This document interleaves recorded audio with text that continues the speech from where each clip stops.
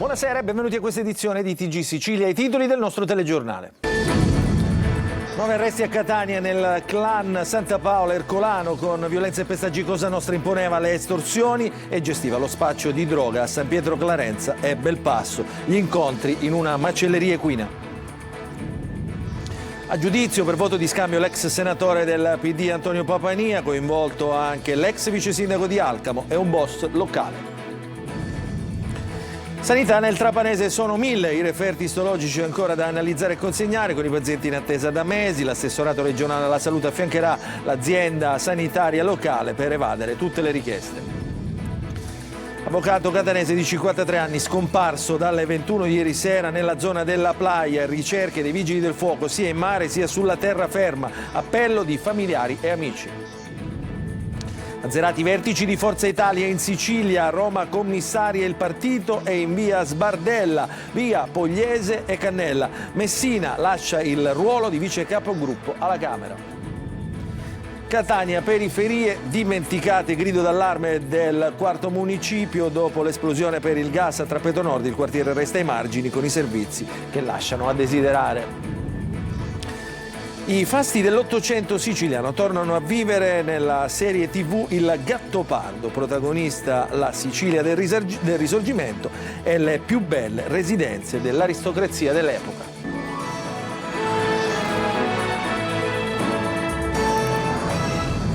Ancora buonasera, apriamo il nostro telegiornale con la cronaca. A Catania violenza e pestaggi, così la mafia imponeva il pizzo e gestiva lo spaccio a San Pietro Clarenza e a Belpasso. Gli incontri avvenivano in una macelleria equina del boss Sant'Onofrio. 9 arresti nel clan Santa Paola Ercolano. Il servizio di Giusy Lazzara. La mafia violenta, la mafia del pizzo e della droga. Feroci i referenti del clan Santa Paola Ercolano a San Pietro Clarenza e Biancavilla nel Catanese, che vessavano commercianti e gestivano le piazze di spaccio. 9 gli arresti nel blitz dei carabinieri che hanno smantellato la rete tossica dell'organizzazione. Il gruppo manteneva rapporti con altre cosche e teneva una cassa comune per sostenere gli affiliati detenuti. Ma non si muoveva foglia se non voleva Orazio Sant'Onofrio, titolare di una macelleria equina al vertice dell'organizzazione dal 2016. Secondo gli inquirenti, il macellaio di San Pietro Clarenza, così dalle intercettazioni durante le estorsioni, organizzava gli incontri nella sua macelleria, dove venivano convocati anche i commercianti taglieggiati. Sant'Onofrio si sarebbe occupato in prima persona del recupero crediti, intervenendo in vicende per le quali alcuni imprenditori richiedevano il suo intervento, mettendo in atto vere e proprie intimidazioni, anche con l'uso della violenza. Quando non si poteva pagare con il denaro, si dovevano comunque fornire generi alimentari da destinare agli affiliati in difficoltà. Lo spaccio di marijuana invece era gestito da Alfio Caruso, ritenuto dagli inquirenti braccio destro di Sant'Onofrio. Durante le indagini sono stati eseguiti 3 arresti in flagranza di reato per estorsione aggravata, liberando così un imprenditore per anni vessato dagli strozzini. L'operazione Old Horse, vecchio cavallo, è partita dalle dichiarazioni di collaboratori di giustizia e dalle precedenti operazioni Sotto Scacco e Black Lotus. Dopo il blitz che ha portato agli arresti di 181 tra capi e presunti gregari di Cosa Nostra, i carabinieri hanno eseguito numerose perquisizioni nel corso della notte nel cuore della Zisa a Palermo, nel mandamento mafioso di Portanuova. I carabinieri sono entrati in 15 tra case e magazzini alla ricerca di denaro e droga. Il Maxi Blitz, nel cui ambito si inquadrano gli accertamenti della notte scorsa, ha riportato in carcere diversi capi mafia che erano stati liberati dopo aver scontato la pena e che erano tornati in affari puntando proprio a riorganizzare la commissione provinciale di Cosa Nostra. Sono stati rinviati a giudizio dal GUP di Palermo Paolo Magro, i 13 indagati nell'operazione antimafia della squadra mobile di Trapani che il 16 settembre ha coinvolto tra gli altri l'ex senatore del PD Antonio Papania. Il servizio è di Laura Spanò. Sono stati rinviati a giudizio dal GUP di Palermo Paolo Magro i 13 indagati dell'operazione antimafia della squadra mobile di Trapani che il 16 settembre scorso coinvolse tra gli altri anche l'ex senatore Antonino Papania, l'ex vice sindaco di Alcamo Pasquale Perricone e il boss Giosuè Di Gregorio.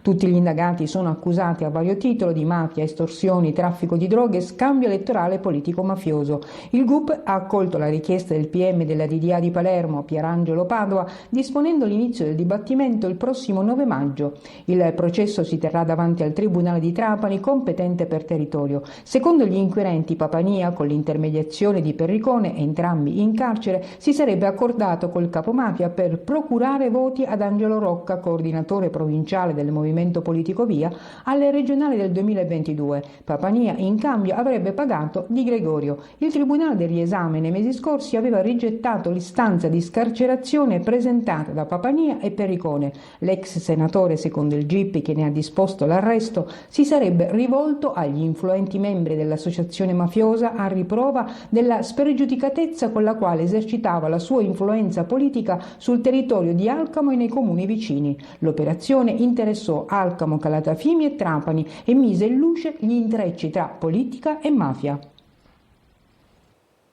Oltre 280 kg di droga sono stati sequestrati dalla polizia su un tir che viaggiava sulla Messina-Catania. Arrestati i 2 corrieri della droga, ingegnoso invece il nascondiglio. Il servizio di Lorena Dolci.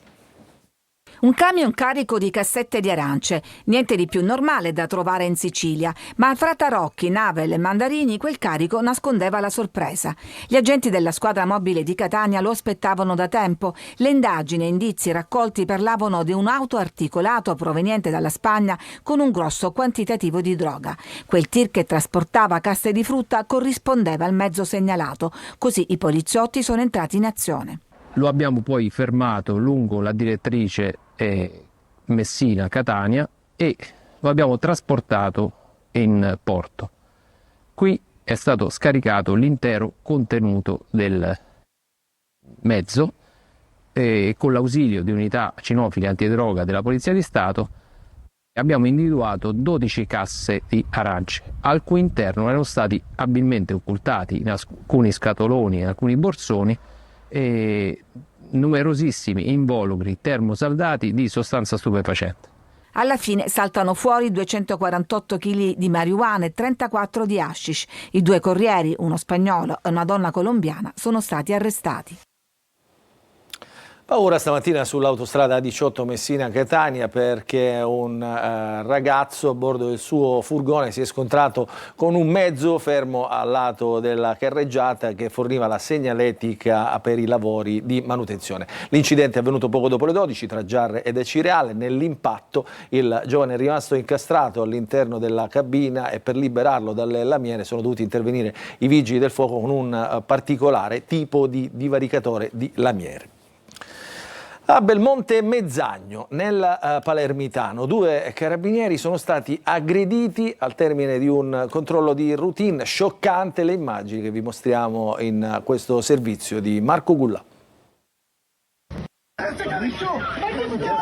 Un grave episodio di violenza a Belmonte Mezzagno, nel Palermitano, dove 2 carabinieri della compagnia di Missilmeri sono stati aggrediti durante un controllo di routine. Gli aggressori, un padre di 48 anni e suo figlio di 17, sono stati arrestati dai militari e accusati di minacce e resistenza a pubblico ufficiale. I carabinieri, durante il controllo su uno scooter privo di targa, hanno scoperto che il mezzo era rubato. Il giovane di 17 anni, già fermato per il controllo, ha reagito minacciando i militari con delle forbici e cercando di tagliare le fascette di plastica utilizzate per sequestrare il veicolo. In questo frangente è intervenuto il padre, noto per i suoi numerosi precedenti penali, che ha aggredito uno dei carabinieri da dietro. Le forze dell'ordine hanno prontamente reagito, arrestando il ragazzo, che è stato trasferito al carcere minorile Malaspina di Palermo, e il padre, per il quale è stato disposto l'obbligo di firma.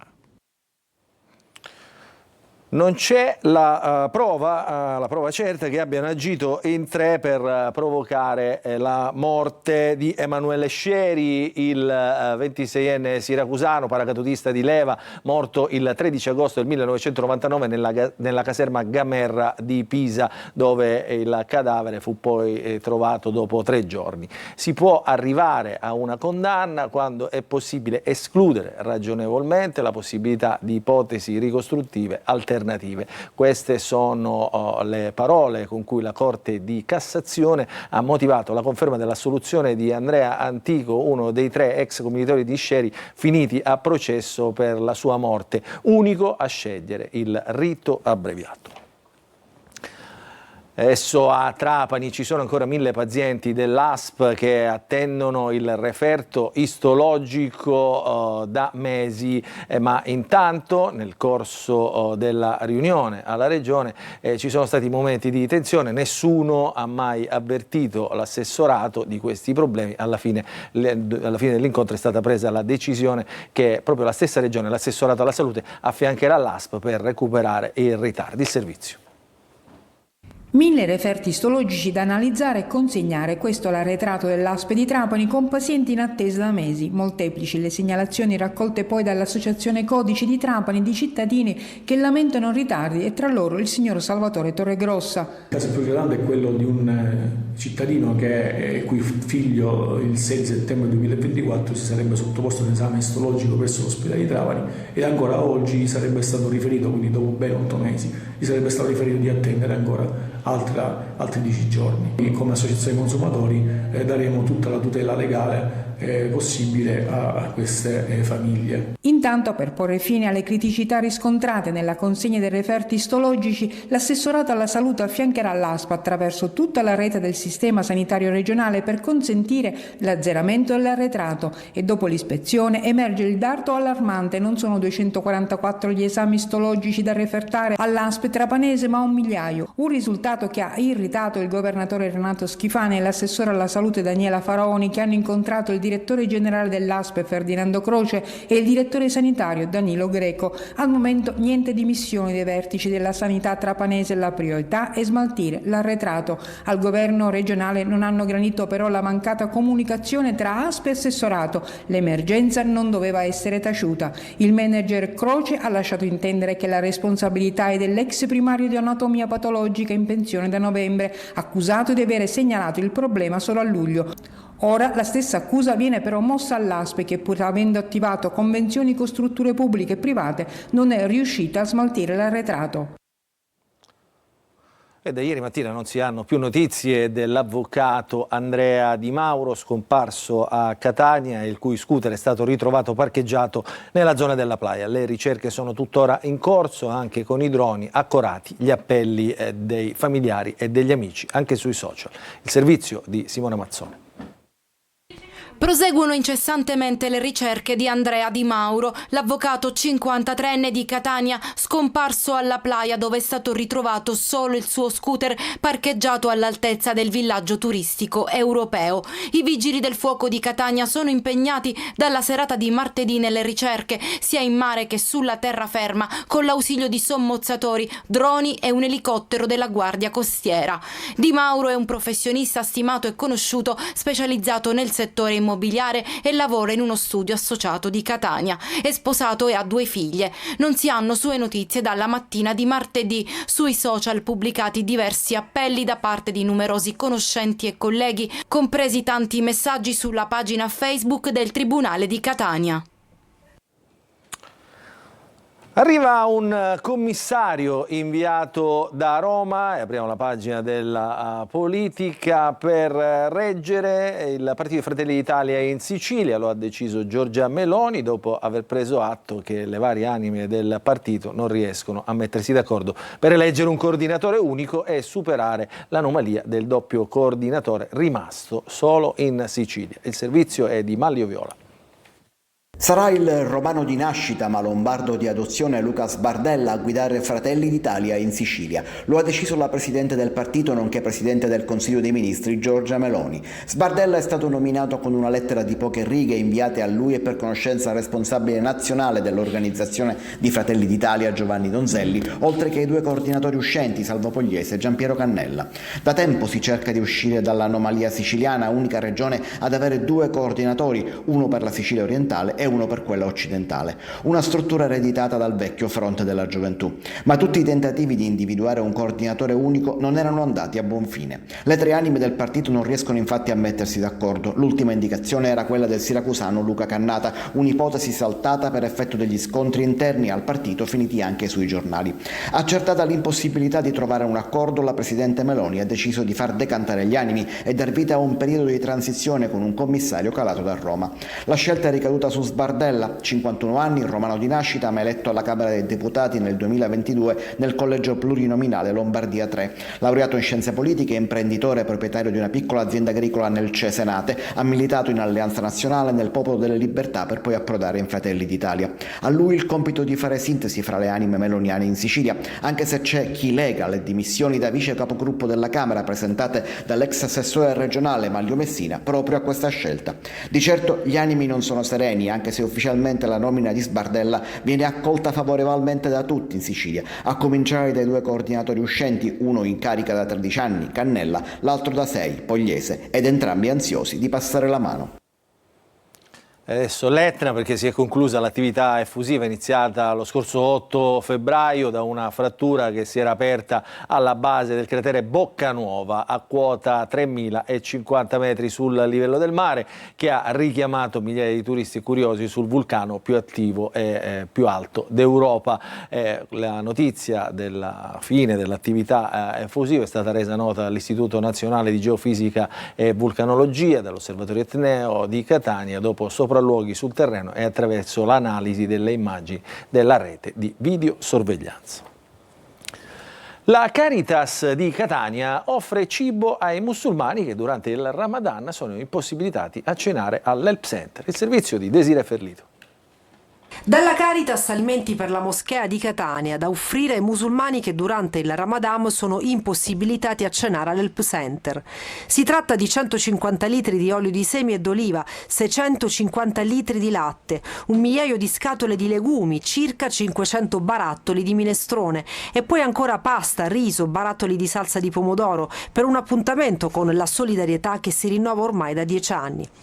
Alla consegna erano presenti il direttore della Caritas Etnea Don Nuccio Puglisi, l'imam Keitab della FIT e diversi fedeli che utilizzeranno gli alimenti assieme ad altre donazioni per preparare ogni sera i pasti in moschea dopo la rottura del digiuno che dura dall'alba al tramonto. Un'altra testimonianza forte di una collaborazione e di un dialogo proficuo che nel tempo si è consolidato e ha testimoniato la nostra convivenza umana tra fratelli. 200 i fedeli accolti ogni sera. Misericordia, che è il nome che porta questa moschea, misericordia vuol dire avere il cuore grande, è una caratteristica di Dio, se non addirittura la connotazione più intima del cuore del Signore, del cuore di Dio. Quindi è chiaro che non può esserci nessun dialogo interreligioso se tutto ciò non parte dalla carità. Restiamo a Catania per parlare delle periferie dimenticate, grido d'allarme del 4° municipio alle prese con 1000 problemi. I consiglieri della zona dicono siamo in un mare di guai, ha raccolto il loro appello Tonino De Mana. In alcune abitazioni manca ancora il gas, in altre è stato ripristinato dopo settimane e settimane di snervante attesa. Ma l'esplosione che ha sventrato 2 palazzine in via Fratelli Gualandi a Trappeto Nord è solo la punta di un iceberg di un quartiere che resta ai margini di Catania. Basta fare un giro nel 4° municipio per rendersi conto quanto sia lontano il centro cittadino e quanto i servizi lascino a desiderare. Dalle strade Groviera alla spazzatura, dalle piazze abbandonate alle bambinopoli, dove però è sempre raro vedere dei ragazzini. È stato bruciato uno scivolo completamente e non si è fatto niente. Così è, così era e così è rimasta. non c'è niente. Dove li porti i ragazzini? Qua a giocare in mezzo alla terra, allo sterco dei cani? È bipartisan il grido d'allarme dei consiglieri di municipalità. Abbiamo anche una barca che simboleggia come San Giovanni Calermo sia in un mare di guai, non ci facciamo mancare nulla, dalla completamente assenza di gas a rifiuti di vario tipo. Io invito il sindaco a venire nel consiglio del quarto municipio perché da 2 anni a questa parte non è mai venuto. Non le mandano a dire i consiglieri di municipalità in quota Forza Italia e Fratelli d'Italia. Noi chiediamo al Presidente Cavallaro di farsi portavoce con il sindaco di asfaltare queste strade perché effettivamente sono molto pericolose. La colpa io non la do al sindaco, ma la do al mio Presidente che non riesce a portare le esigenze che ha bisogno questo quartiere. E se un problema tira l'altro, ci spostiamo in via Beata Giovanna Jugan per mostrarvi lo stato d'abbandono di questo slargo dove gli alberi rappresentano soltanto un pericolo, senza contare che le folte chiome hanno ormai nascosto persino l'illuminazione pubblica.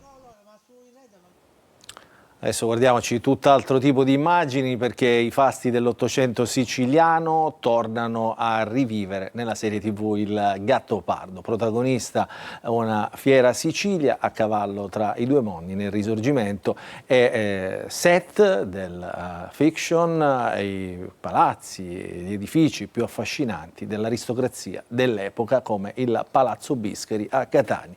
Eva Spampinato.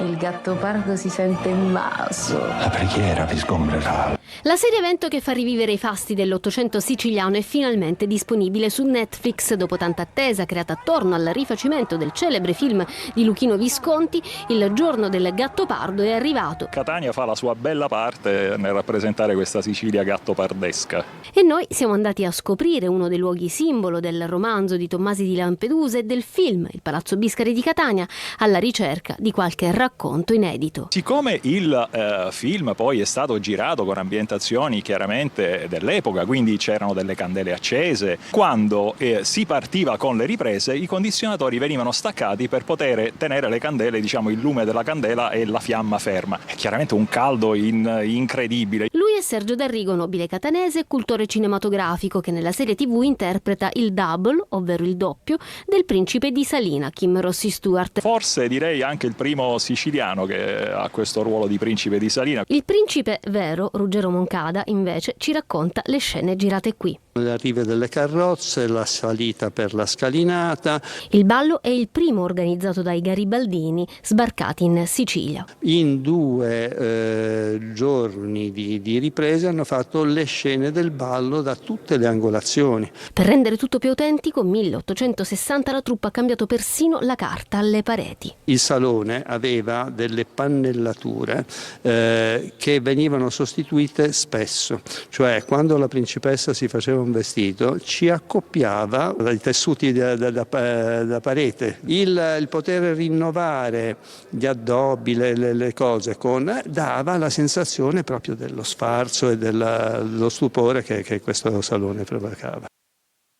Straordinaria epoca. Noi ci fermiamo per una piccola pausa, poi ritorneremo con il calcio.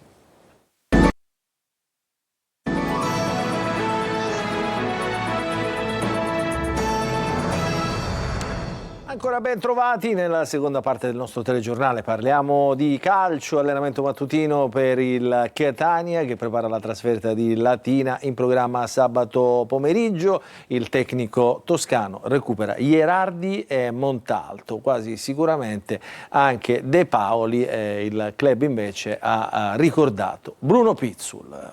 Francesco Triolo.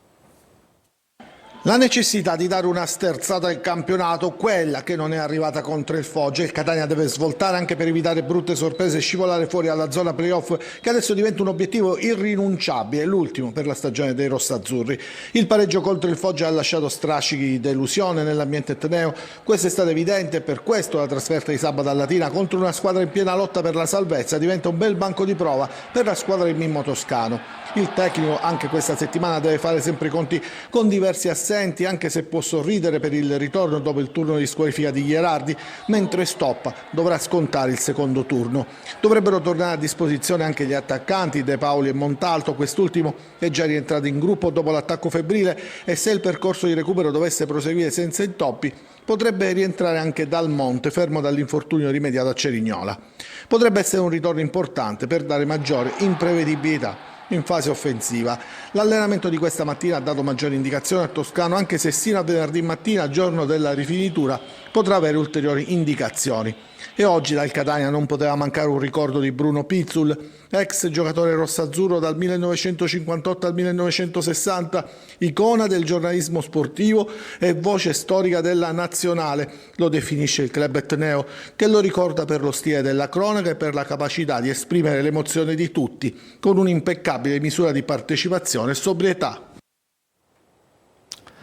E su questo ricordo, ultimo ricordo di Bruno Pizzul, il nostro telegiornale finisce qui. Vi ringraziamo per averci seguito e vi auguriamo un buon proseguimento di serata a tutti.